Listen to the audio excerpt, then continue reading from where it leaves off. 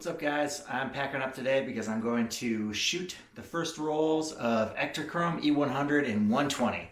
I've been waiting a long time for this, ever since they announced that Ektachrome was coming back. Pretty much I knew that it was not really going to work for me in 35mm. I was more excited about it in Super 8, to be honest with you. 35mm is great. I love 35. I shoot it a lot.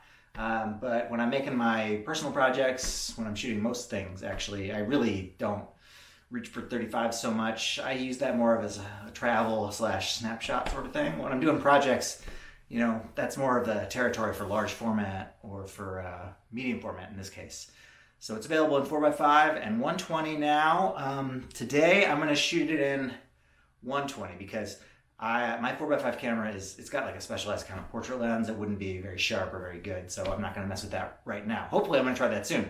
But yeah, right now I'm about to head over to an abandoned house that I've been photographing for about a year now. It's being disassembled and moved, so it's kind of an interesting project. I'm going to take my i6 Mod 2. Right now the 50mm Super Angulon is on there.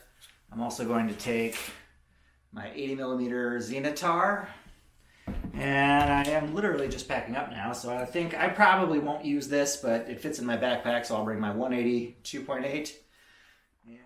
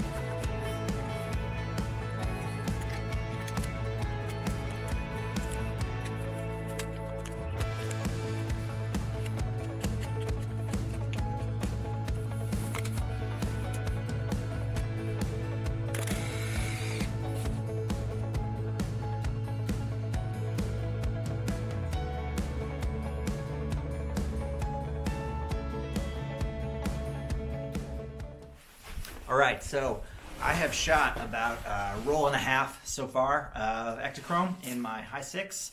I shoot it the same way I'm shooting Pro. Yeah, I'm rating it at 100, and I'm using bracketing basically to ensure that I don't have any exposure errors. I find that it's easier to bracket than it is to miss a shot. Some people think it's a waste of film. I don't. I see where they're coming from, but you know, I mean, to me, it's just if I frame up a shot and do the work of composing it and focusing and all of that, I want to know I nailed it. So most of the time I bracket. Sometimes if it's an even light scene, I don't. It is bright and sunny out today. It's about midday, so typically this would be the worst time to shoot slide film. But in here, it's a little different. I'm actually getting some really nice light spilling in, so I'm kind of playing with that. And in other areas, you know, it's just like well illuminated but even. So pretty much perfect for a film like Ektachrome, which is going to have a more limited, what you might call today, dynamic range, as opposed to with portrait films. You know, I've been really enjoying doing this project. It's kind of cliche to shoot old houses, especially old abandoned houses. But I find places like this to be similar to photographs in some way. I mean, abandoned houses, when you're in them, you just look around and you're kind of waiting for the house to tell you a story. You're kind of saying, you know, who were the people that lived here? What was their life like? Especially with a really old house. You can just kind of let your mind go a little wild. I think a good photograph is the same. When you look at an interesting photograph, the same neurons and pathways, I think, fire. You want to live in that photograph. You want to ask, what's happening? Who are the people that are involved in this? How did this get there? Who is this person? Like, what is the story of her life? In that way, it's less explicit than simply telling a story, or even a narrative in motion picture where you're kind of directing everyone through it. A photograph is much more interpretive. I've heard it compared to poetry, and I've heard that from someone like Alex Soth, who is a photographer I really admire. Anyway, I didn't want to get too navel-gazing on it. I mean, this film is about Ektachrome, and I'm really excited to go back to the lab. I will develop these normal in my E6 process, and I will do some super resolution scans, and we will get back to the techie goodness where we can compare it to a film like Provia, which I'm excited to switch from Provia to this because Ektachrome rules. All right, thanks, guys.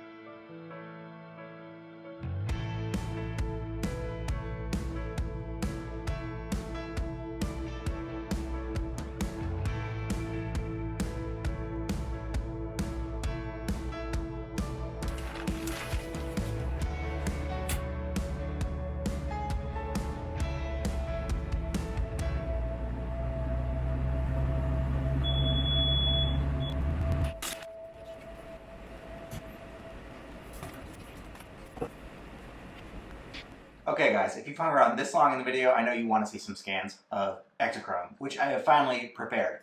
I did some normal scans, and then I did some what I might just call super scans. The normal scans are my standard output when I'm doing fine art scans here. I scan for my maximum print size, so that being 24 inches. I do a scan that ends up being about 100 megapixels. My scanner can do that in about one capture using pixel shift technology. And then sometimes if I wanted to go bigger than that, which I never do, but for the purposes of this video, I decided to, I can do multiple samples of different areas of the film, and then I merge them in software to make one ultra high resolution image. In this case, I just did two samples, so that yielded an image of about 250 to 260 megapixels. That's freaking huge. That is a 20 times enlargement. My normal 100 to 125 megapixel enlargement is within the range of, excuse me, within the range of 10 to 15 times, which is like a standard kind of working range. So I was really pushing the film. And I gotta say, I'm super impressed. So let's hop over to Lightroom and Photoshop and I'll show you those results. Okay, so here we are in Lightroom, and I'm gonna show you some of the scans that I made. Let's start with a pretty simple one. I think I shared this one on Instagram. You can see that it is gorgeous. I mean, I am so into the color and the contrast. This was close up. The light level was pretty low, and I was shooting probably with my 80mm wide open. So the vignetting is expected. The light was coming in from the side here, so partly it's just the way that the space was, and then partly it's just the lens at 2.8. But you can see the resolution pretty much just doesn't end. I'm going to zoom in here. I hope that this is clear for you guys on YouTube, but you know, it's recording pretty much every grain of sand. More than anything, I guess my focus plane was probably right around where these creases were. The stuff that you find in this house is great. I mean, it must have been kind of a musical household. This little pamphlet dates from 1911.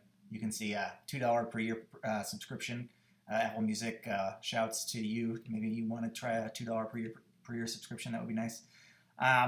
Anyway, let's move on to the next one. I'm really into this image. Provia might have had just such a much more green and kind of neutral color tone, whereas Ektachrome just keeps the vibrancy. Now this one, this is like a dead animal that I found in the house, and as any photographer, I guess I was kind of interested in the form of it. I don't even know what this thing was, but I took a picture of it. Now this image in particular is one where I really was able to bring back shadow information. If you look at the chrome itself, these are super dark. You can hardly see any detail in these shadows. But I'm going to take you into my develop module. If you look over here, you can see kind of what I did to adjust these. All scans, they need to be adjusted. You need to fix what the scanner is recording to make it representative of the chrome. And in this case, to even save an image that I just simply didn't expose well. Actually, it's not that I didn't expose the scene well, it's that the scene was too dynamic for chromes. I mean, the highlight here and the shadow here, you're never going to get both of those. I metered for the highlights because it's chromes, so I lost the shadows. But thanks to newer scanning techniques and the scanning technique that I use, I was really able to pull those shadows out. I don't know if this image really works for me in terms of one that I'm going to use in my portfolio, but it was a good exemplar of this. Let's hope this snaps into sharpness on Lightroom. Yep, you can kind of see. If anything, I think it focused about right here. That's where all the detail lies, and then everything under that is just where the focus plane ends. So you really see that thin depth of field with scans that are of this high resolution. Let's take a look at an image like this.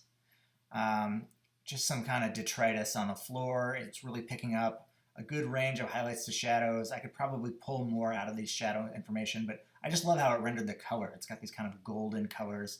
And in this case, one of the complaints people had a complaint, but really it was a misunderstanding with the 35mm version, was that the shadows went blue. In reality, shadows are blue, and a transparency film is just accurately reading those shadows. It's accurately representing that blue tone. Whereas in this, it kind of rendered it without that blue cast. I mean, I'm really into this. Again, this is like really thin depth of field, shooting it wide open, but you can see tons of detail. I mean, this would be as if I printed this thing, I think, about 30 inches by 30 inches, because it's a square. So that's a pretty big enlargement. And it's just about all detail and no grain from this film. So let's take a look at one of the super scans. I had to pick an image where I knew that I nailed focus, which was hard to do because a lot of them were just like slightly off, or where I was shooting wide open. I shoot wide open a lot. So this is let me find the right one. This is a 267 megapixel. It's 267. I think I straightened it. I think normally they're 280. You can see the shadows are kind of dense, but I really like that because it's just kind of, it really holds the texture of what I was looking at. And again, I was finding these kind of great little newsletters in this house as they continue to rip it apart. Let's go to 100% on this guy. Yeah, I did this on Instagram, but look at that. I mean, newsprint is pretty much a perfect target for this. This is a 1.5 gigabyte file, so even my relatively fast iMac has a little bit of pausing there, but you can see like your biggest barrier is the depth of field, but it is all detail. I mean, it is like, this is a 20 times enlargement and I'm not seeing significant grain. I mean, for a lot of people, a film like Ektachrome could really take the place of 4x5 if you're making giant prints, and that opens you up to so many options when it comes to shooting. I mean, you could shoot 6x7 and get the same 4x5 perspective. I mean, lenses like in the Mamiya 7 or the RZ or even some of the older Pentax 6.7 lenses are going to sing on this film. And I mean, you could do gigantic prints from a format like that, even larger as you go into like 6x9, 6x17. I mean, those things will be incredible. So I'm gonna open this guy up in Photoshop because I really want you guys to see exactly what the print dimensions are of a scan like this, and like just how big you can go. Okay, so I pulled it into Photoshop. I just want to show you guys the sizes that we're working with here. So if I hit Command Control I, that'll bring up my image size. Now let's look at this window here. You can see the file size is 1.5 gigabytes. That's freaking huge. 16,366 pixels by 16,366 pixels. So it's pretty high resolution. Phase 1, eat your heart out. Let's turn off resample. Now, if you're printing to an Epson printer, conventional wisdom says you should print at 300 dpi, and that's largely true. Epson printers are natively 360 dpi, and there's some people that will say that the image quality is increased if you just target that 360 number. I do that. I'm adherent to that view. Your mileage may vary. It's a very subtle difference, but it's just something I do. So that's what I target. So let's hit 360, and that'll bring us to our realistic print size. So now we're talking about a print that'll go 45 by 45. Anyway, you can just see that the detail holds up. I mean, you're starting to see the grain at this level, but I mean, it's crazy that at 20 times, you're starting to see the grain, that it's that hidden in a film like this. I mean, Kodak just knocked it out of the park. This is like just a fantastic film stock. So let's hop back into Lightroom and I'll show you a couple more images. Okay, so one more image that I did the super scan on was this one. I know I shot at a moderate aperture of, I think like 4 or 5.6, something like that. And I was using the 50mm 2.8 super Angulon. I just love how the film exposed this range of tones. You have kind of a deep shadow here, and then you have whites, and then you have what we might call specular highlights down here. And there's sufficient detail in all of those areas. So even though chromes have such a limited dynamic range versus negative films, I'm able to pull out information. Now, yes, I did do some shadow recovery in this case. Yeah, there it is. So you can see I pulled out the shadows a lot. Let's just drop those back down. And these kind of disappear. On a light table, I can see a little bit more, but it was pretty dim, so I'm surprised that I can get to these. You start to lose contrast if you fully pull it out, so I just did it subtly, and you can start to see that information there. Let's hop back over to the TIFF, and let's zoom in. I think this was straightened, so again, I lost some resolution. A measly 250 megapixels now. I'll let this snap into focus. Yeah, so again, we're seeing film grain a little bit, but we're also seeing just a ton of detail. I mean, this would be, I think, as we said before, like a 45-inch print, probably just under that. This is bigger than I can even print at my lab, so this is kind of just all academic at this point. But it's really amazing what people are going to be able to do with this film. Again, this is an image where you can see this is truer to the chrome on the light table. I kind of have good detail in the highlights, and then the shadows are just like, no thank you, we're gone. Let's see what I can pull out. Oh, hey, there we go. Look at that. That's pretty amazing. I mean, you're not supposed to be able to do this with chromes, and they used to say that you had to get a drum scan to be able to pull out this kind of information. Pretty much all detail there. We're seeing really fine detail in kind of whatever this is on the animal's arm there. And then you can start to see my focus plane dropping off, but you can just almost count the individual grains of sand in there. Anyway, Ektachrome, shoot some. You will love it. Okay, thank you so much for watching. I hope you can get your hands on some Ektachrome. I think it is sold out in most places. I ordered it from Freestyle. They allow you to pre-order it, and I think that they still have a sale on it, which is like 10% off. It's available in 35mm, 120, and 4x5. You can special order it from Keith Canham in larger formats, up to 8x10, 11x14, pretty much anything that enough people want to have Kodak cut. I want to shoot it in 4x5 as soon as I can, and maybe do some more scan comparisons. And I'd love to compare it to Provia. Maybe I'll do another video on that pretty soon.